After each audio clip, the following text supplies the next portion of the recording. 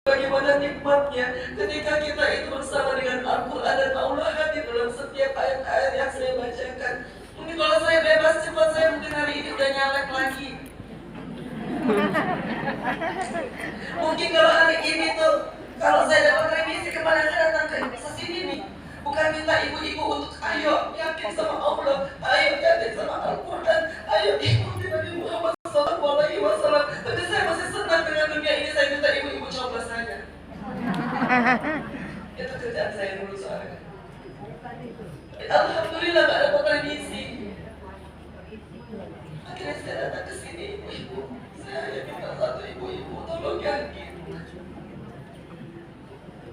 Tolong yakin bahwa Allah tidak akan pernah membiarkan.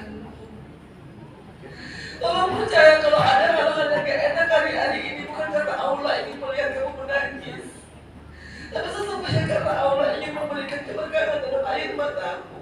Sehingga kalau engkau akan menangis lagi, engkau menangis lagi bukan karena sakit hati, tapi engkau menangis karena engkau yakin, ya Allah, terima kasih engkau bersama dengan saya.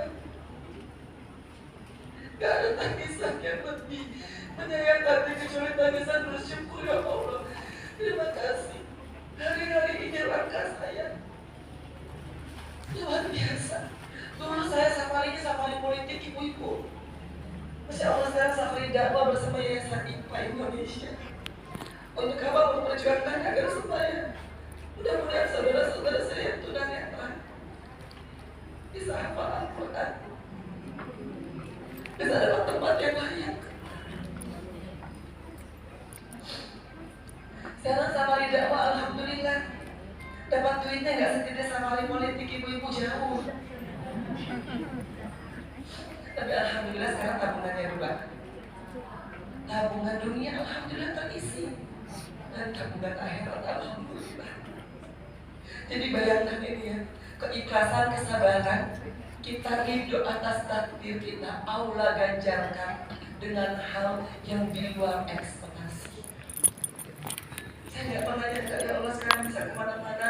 Nanti masih juga safari sampai pagi. Nanti sopir saya bilang, Bu, ibu udah kayak dulu lagi ya. Di Jakarta tuh cuma sehari 2 hari berangkat lagi, sehari 2 hari berangkat lagi. Karena emang dulu ketika saya aktif di politik saya juga jarang ada di rumah. Iya, saya bilang sama Pak Sopir saya, Pak Ita, ya Masya Allah kalau jagain Oma jaga kita, ya alhamdulillah. Tapi sekarang Insya Allah kalau dulu cari suara caleg, sekarang Insya Allah cari pahala. Mudah-mudahan ya ibu-ibu terus ikhlas mendoakan saya, mudah-mudahan ya Allah. Yang penting saya mohon agar supaya Allah berikan saya keistiqomahan, Allah berikan saya kesehatan, karena apa yang saya dapat ini hanya titipan. Saya terus terang belum lulus nih, jus 15, ternyata menghafal di luar penjara lebih susah ya daripada di dalam ya. Bukanlah masalah sibuknya kadang-kadang, tapi masalah apa? Kalau di penjara kita jangan ngurusin urusan orang lain. Kalau di luar kita kadang-kadang disibukkan sama curhat dengan orang lain yang akhirnya bukan urusan kita, tapi mau nggak mau harus kita urusin. Walaupun sebenarnya akhirnya saya kesini-kesininya agak membatasi, karena saya juga nggak bisa ngurusin urusan orang lain. Urusan saya aja soalnya saya serahkan kepada Allah Subhanahu wa Ta'ala. Bagaimana mungkin saya akan mengurusi rumah tangga orang lain, ngurusin alisnya orang lain. Ada yang tebal, ada yang tipis, ada yang bulan purnama, ada yang cincang. Ya kan? Makanya ibu-ibu ya, urusan kita aja kita serahkan kepada Allah Subhanahu wa Ta'ala. Masa kita ngurusin alisnya orang lain? Udah gitu kita ngurusin lagi lipstiknya orang lain. Habis itu kita ngurusin gamisnya orang lain, dapurnya orang lain, suaminya orang lain. Astagfirullah. Kalau kita belum sanggup ngurusin urusan kita sendiri, ayo jangan urusin urusan orang lain. Kecuali udah sanggup, udah mampu, merasa alhamdulillahirabbil alamin, saya sanggup mengurusi kehidupanku dengan Al-Quran. Karena apa? Karena ketika datang sedih bacanya apa? Bacanya Ar-Rahman, Ar-Rahman dalam Al-Quran, Ar-Rahman insana bahul maya, nasyam sirakum al-bisma, al-najib masajar yasin dan masa ma'arafah nama doa misal. 7 menit selesai urusan rasa benci sama orang pakai Ar-Rahman. Kesel banget. sendiri banget bener-bener deh. Pakai Ar-Rahman, alhamdulillah. Kalau udah cepat 5 menit, alhamdulillah. Urusan dagang nggak laku-laku atau ketipu sama orang lain, masya Allah. Langsung baca surat Al-Waqi'ah, kita Waqi'ah, wa isanya Al-Qur'an kali, wa qafidatul rafi'ah, inna jami'atul raja, wa misalul jibal basat. Agak panjang, ya pakai nada sedikit. Kalau saya napasnya pendek, jadi saya ngapalnya karena memang metode saya itu adalah metode kauli. Jadi metode kauli itu adalah metode yang memindahkan gerakan tangan dan perkataan. Insya Allah ya ibu-ibu, nanti kita sampai ke tips perkataan. Tapi hari ini saya dibatasi waktunya. Mungkin tadi kelamaan mulainya, jadi saya harus mengakhiri agak cepat. Padahal banyak banget yang ingin saya pengen banget saya harus ibu dapatkan kenikmatan membaca Al-Quran. Kalau udah dapat kenikmatan membaca Al-Quran, insya Allah ibu mau menghafal Al-Quran. Karena apa? Karena ternyata nikmat banget baca Al-Quran. Masalahnya kita jarang menemukan nikmatnya baca Al-Quran. Yang kita cari cuma apa? Cuma banyak yang menghafal Al-Quran. Yang kita cari cuma banyak yang menghafal Al-Quran. Padahal itu belum jaminan kalau kita mendapatkan tenangan. Makanya hari-hari ini ibu-ibu, bapak-bapak, mohon maaf lagi batin. Kalau udah baca Al-Quran terus hidupnya nggak tenang, coba bagaimana bacaannya? Kalau engkau baca Al-Quran dan masih julidin orang lain, sibuk urusan orang lain.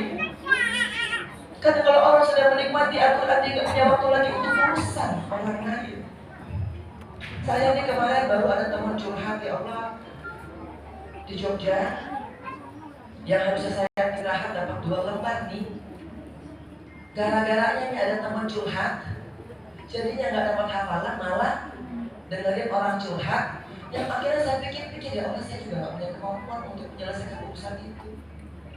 Tapi bayangkan, harusnya dapat pahala, jadi urusan orang lain kan, tapi kita bukannya kadang-kadang begitu.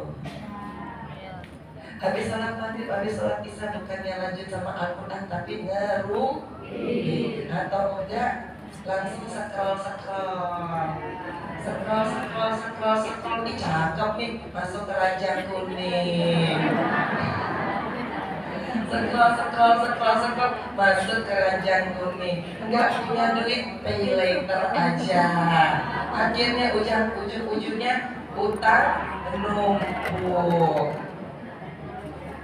Coba kalau kita baca Al-Quran, kita nggak tahu loh, kita nggak akan mengirimkan rumah baru buat kita, mobil baru buat kita.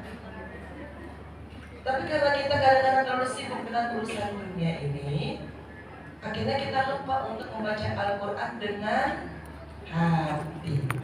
Makanya kalau ibu-ibu pengen menikmati Al-Quran dan akhirnya hafal, ingat satu ibu-ibu, bersihkan hati.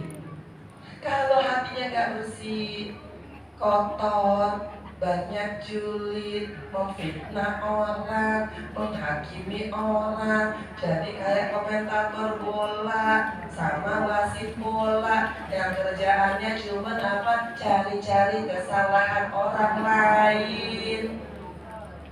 Gimana hatinya mau diisi sama Alhamdulillahilladzi anzala ala abdihil kitab wa lam yaj'al lahu iwaja.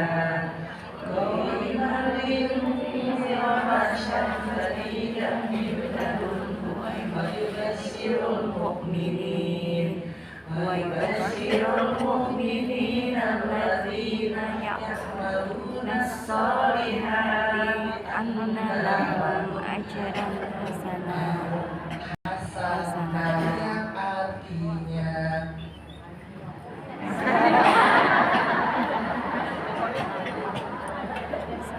Artinya segala puji bagi Allah yang telah disinilah yang ibu-ibu mudah-mudahan pulang dari majelis ini, ibu-ibu jadinya tahu ketika membacakan, ibu-ibu tahu artinya dan ibu tahu ya Allah, saya cukup membutuhkan engkau untuk menjadi penasehatku. Aku cukup hanya membutuhkan engkau untuk menjadi penolongku. Aku cukup hanya membutuhkan engkau menjadi pelindungku, menjadi teman sejatiku. Dan apa? Alhamdulillah kau turunkan Al-Quran untuk kita sebagai petunjuk atas jalan yang lurus, dan itu tidak Alhamdulillah Al-Quran itu yang dalam surat Al-Kahfi ayat 1 dan 2 menjelaskan bahwa alhamdulillah Al-Quran itu akan memberitahukan kita terhadap azab dan siksanya, tapi juga akan memberikan petunjuk dan keyakinan bagi kita bahwa apa? Bahwa akan ada ganjaran kebaikan di dalam setiap perbuatan iman kita. Baca Al-Quran tahu artinya. Jadi ketika Allah bilang apa? Alam nashrah laka sadrak wa wada'na anka Surat wizrak Allazi anqadha sadrak.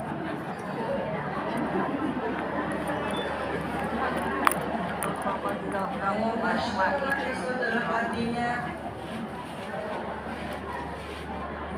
ibu saya nih kalau lagi di penjara, udah gitu membacanya surat ini ya Allah.